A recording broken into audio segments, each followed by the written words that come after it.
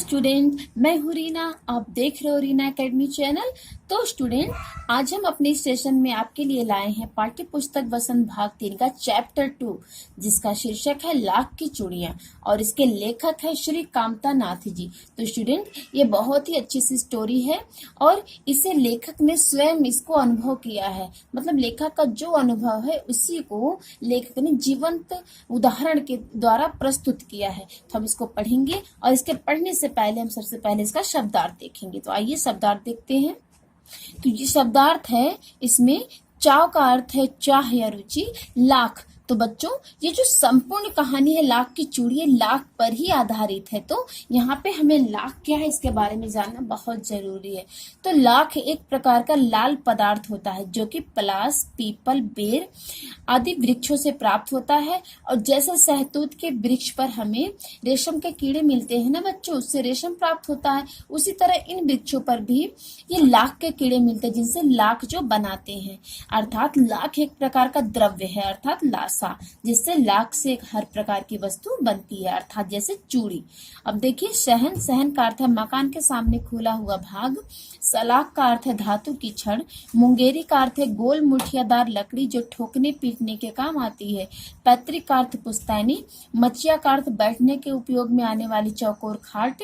मनिहार का अर्थ चूड़ियां बनाने व बेचने वाला। खपत का अर्थ है माल की बिक्री। वस्तु विनिमय का अर्थ है एक वस्तु के बदले दूसरी वस्तु लेना। कसर का अर्थ है कमी। नाजुक का अर्थ है कोमल। मुखातिब का अर्थ है देखकर बात करना। फगना का अर्थ है शोभा देना।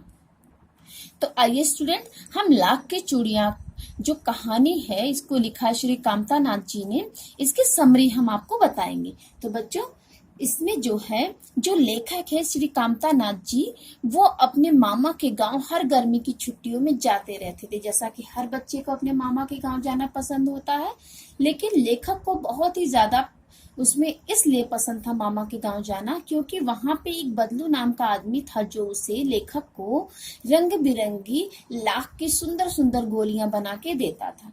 तो गोलियां पाने की चाह में जो लेखक हैं वो हर गर्मी की छुट्टी में अपने मामा के यहाँ जाया करते थे।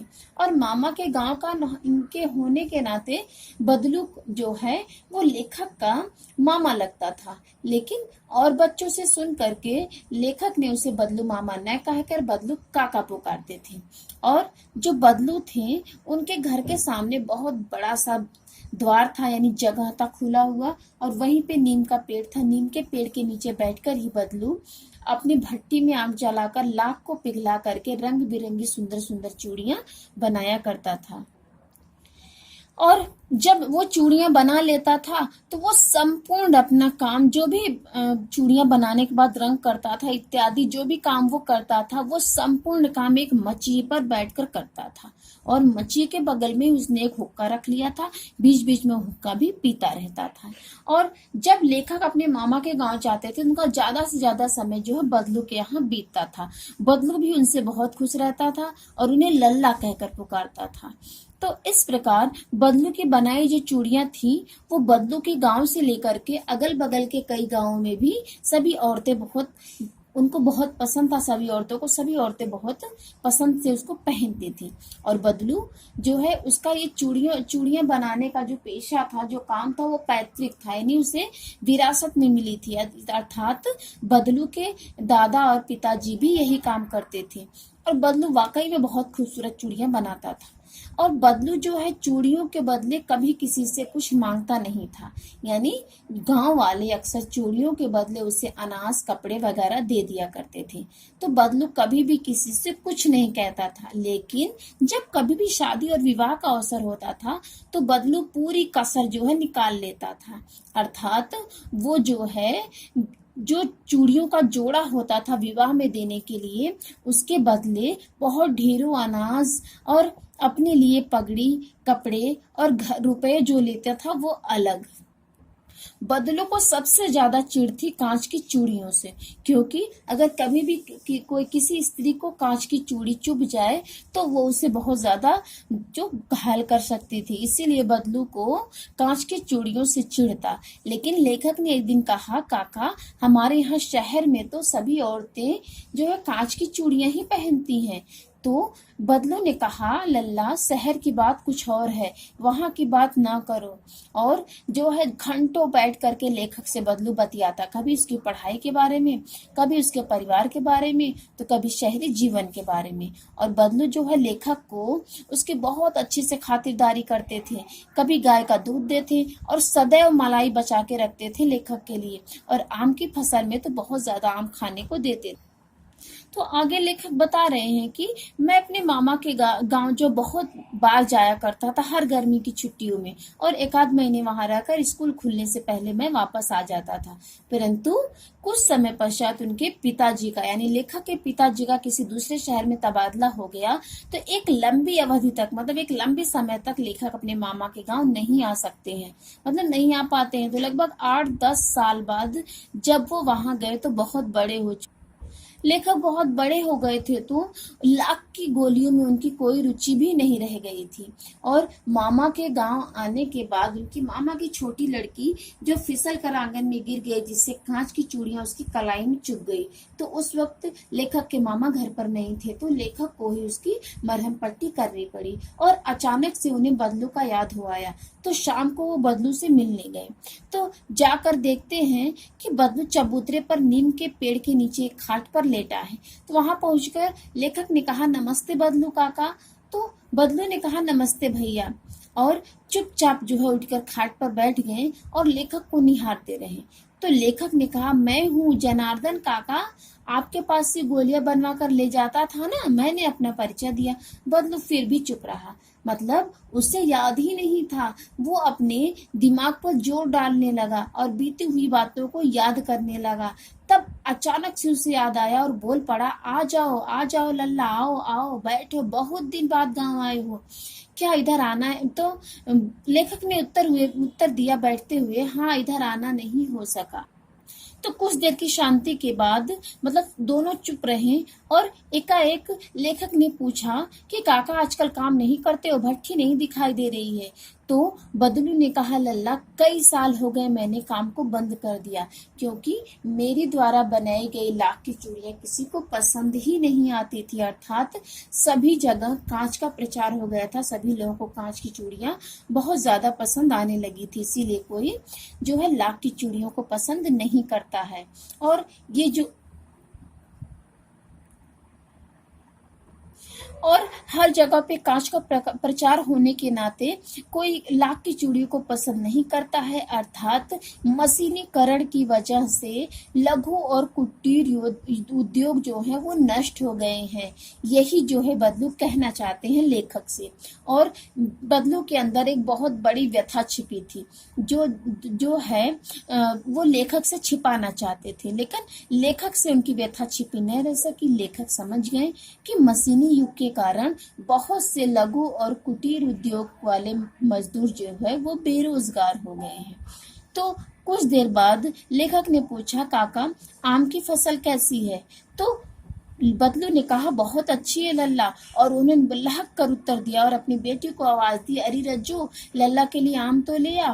फिर लेखक मेरी और मुखातिब होकर बोले, माफ करना लल्ला, मैं तुम्हें आम खिलाना भूल गया। तो मैंने कहा, नहीं नहीं काका, आम तो मैंने इस साल बहुत खाए हैं। तो बदलू ने कहा, वाह वाह जी, बिना आम खिलाए कैसे जाने दूंगा। तो इस तरह से जो है बदलू की बेटी जब आम लेके आई, तो बदलू ने कहा कि पूरा आम जो है लेखक को देने के, तो लेखक ने कहा, नहीं काका ये तो बहुत ज्यादा, मैं इतना ज्यादा आम नहीं खा पाऊंगा। तब बदलू ने 4-5 आम देने को कहा, जो नए टाइप के सिंदूरी वाले आम थे, जो इसी साल उसके पेड़ पर लगे थे बदलू के। तो बदलू की जो बेटी थी रज्जू, वो 4-5 आम अंजलि में लेकर जब आगे बढ़ाने लगी, देने लगी आम, तो लेखक की निगाह उसके हाथ में पहनी लाख की लाल लाल चूड़ियों पर टिक गई। तो बदलू ने उसे समझ लिया और बोला, लल्ला ये आखिरी जोड़ा था जो मैंने जमींदार साहब की बेटी की शादी के अवसर पर बनाया था, लेकिन जमींदार जी मुझे इसका बहुत कम मूल्य दे रहे थे, तो मैंने इन चूड़ियों को नहीं दिया और कहा जाकर आप शहर से ले आइए। मतलब इस तरह से जो है लेखक कह रहे हैं कि मुझे बहुत प्रसन्नता हुई, क्योंकि बदलू ने हार कर भी हार नहीं माना। वो बदलू जो है वो औद्योगिकरण के सामने तो हार गया था, क्योंकि उसका धंधा चौपट हो गया था, लेकिन लेकिन उसने हार नहीं मानी। कैसे? क्योंकि उसे अपनी लाख की चूड़ियों का कम मूल्य मिल रहा था, लेकिन उसने ये जानकर भी कि मेरी लाख की चूड़ियों को अब कोई नहीं पसंद करता है, उसने कम मूल्य पर भी उस चूड़ियों के जोड़े को नहीं बेचा, बल्कि उसने अपने बेटी को पहना दिया, यानी उसकी बेटी जो उस चूड़ियों को पहन ली। तो इस प्रकार हमें ये पता चलता है कि जो बदलू था उसका व्यक्तित्व यानी जो उसकी पर्सनालिटी थी वो कांच की चूड़ियों जैसी न थी जो कि आसानी से टूट जाए। तो बच्चों, कैसी लगी आपको कहानी? उम्मीद है अच्छी लगी होगी। आइए अब हम लोग इसका क्वेश्चन आंसर करते हैं। इसमें पहला प्रश्न है, बचपन में लेखक अपने मामा के गांव चाव से क्यों जाता था और बदलू को बदलू मामा न कहकर बदलू काका क्यों कहता था? इसका आंसर होगा, बचपन में लेखक अपने मामा के गांव लाख की रंग बिरंगी गोलियां पाने की चाह में चाव से जाता था और अन्य बच्चों को बदलू काका कहते हुए सुना तो बदलू को बदलू मामा न कहकर बदलू काका कहता था। सेकंड क्वेश्चन है, वस्तु विनिमय क्या है? विनिमय की प्रचलित पद्धति क्या है? इसका आंसर होगा, एक वस्तु के बदले दूसरी वस्तु का खरीद फरोख्त करना, मतलब खरीदना और बेचना वस्तु विनिमय कहलाता है। और रुपए पैसे से एक वस्तु को खरीदना तथा बेचने का तरीका वर्तमान में प्रचलित है। थर्ड क्वेश्चन है, मशीनी युग ने कितने हाथ काट दिए हैं? इस पंक्ति में लेखक ने किस व्यथा की ओर संकेत किया? इसका आंसर होगा, उपर्युक्त पंक्तियों से स्पष्ट होता है कि मशीनीकरण के कारण बहुत से कार्य जो पहले मजदूर किया करते थे अब मशीनें कर रही थी, जिससे बहुत से मजदूर बेरोजगार हो गए थे। बदलू भी उन्हीं में से एक था। काम धंधा चौपट हो जाने से बदलू का जीवन आर्थिक तंगी से गुजर रहा था, इसीलिए लेखक ने मशीनीकरण के कारण बेरोजगार मजदूरों की व्यथा की ओर संकेत किया है। और नेक्स्ट क्वेश्चन है, बदलू के मन में ऐसी कौन सी व्यथा थी जो लेखक से छिपी न रह सकी? इसका आंसर होगा, बेरोजगारी के कारण 2 वक्त की रोटी और आवश्यक वस्तुएं भी न जुटा पाने के कारण बदलू का मन व्यथित था और इस व्यथा के कारण आधुनिक मशीनें थी। यही बात लेखक से बदलू छिपा न सका। नेक्स्ट क्वेश्चन है, मशीनी युग से बदलू के जीवन में क्या बदलाव आए? इसका आंसर है, मशीनी युग से बदलू के जीवन में निम्नलिखित बदलाव आए। पहला है, वह बेरोजगार हो गया। सेकंड, उसे आर्थिक तंगी से गुजरना पड़ा। थर्ड, उसका काम धंधा चौपट हो गया। फोर्थ है, वह 2 वक्त का खाना भी नहीं जुटा पाता था। तो बच्चों, हमारा ये लेसन कंप्लीट